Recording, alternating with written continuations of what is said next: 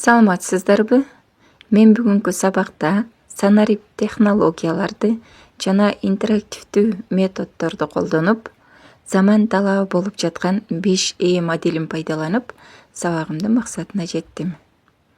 Эң алгач эле окуучуларды сабакка кызыктырып алуу үчүн башкатырма берип, алардын маанайын көтөрдүм. Башкатырманы ар бир окуучу кызыгуу менен, жүздөрүндө жылмаюу менен аткарып берди. Андан соң эле баалоо баракчаларын таратып алдым. Ар бир бала өзүнүн баалады. Себеби өзүн өзү баалаган бала өзгөнү да баалай билет. Тартип мыкты болгон жерде ийгилик жарата алабыз деп, алтын эрежени сабагыбызда кабыл алдык. Себеби алтын эреже биздин ийгиликке жетишибизге себепчи боло алат. Андан соң үй тапшырманы суроо үчүн PowerPoint программасында жасалган интерактивдүү улуттук баалуулугубузду сактаган көкбөрү оюнун ойнодук. Көкбөрү оюну менен катылган тапшырмалардын жоопторун чечкенге аракет жасадык.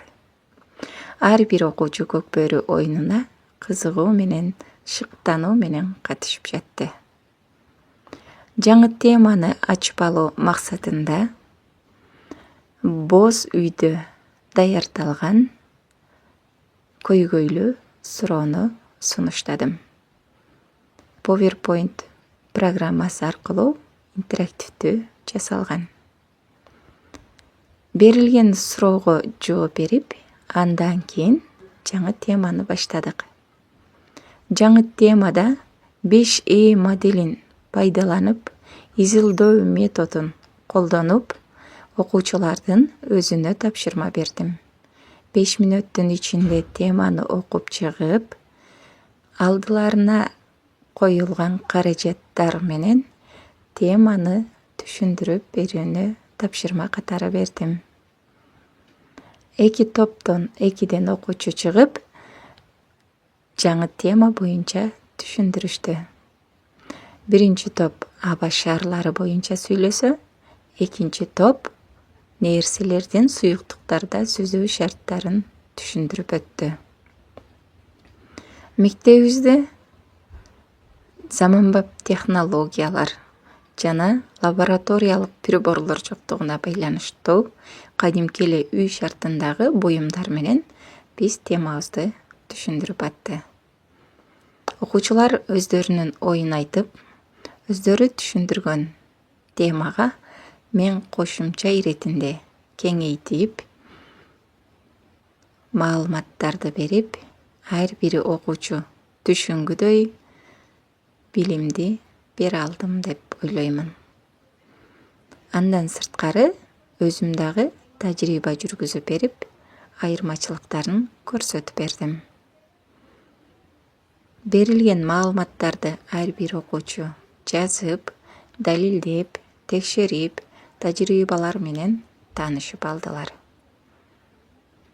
Андан соң өтүлгөн жаңы теманы бышыктоо максатында өнүгүү иштеди окуучулар. 2 топтон 2 окуучу чыгып, маселе чечишти. Ушул эле теманы бышыктоо максатында PowerPoint программасында түзүлгөн интерактивдүү оюн социалдык тармактардан келген суроолорго жооп берди. Ар бир окуучу өздөрү каалаган тармакты тандап алышты. Мисалы, Facebook, WhatsApp, Instagramдан келген каттарга кызыгуу менен жооп берип атты. Ушинтип сабагыбызды аяктап, баалоо баракчаларына чогулттум. Баалоо баракчаларында окуучулар 4 жана 5 деген бааларды коюшуптур. Мен алардын артыкчылыктарын жана кемчиликтерин айтып, арабызда канааттандырарлык жооп берген 2 окуучуну да айтып өттүм. Үйгө тапшырма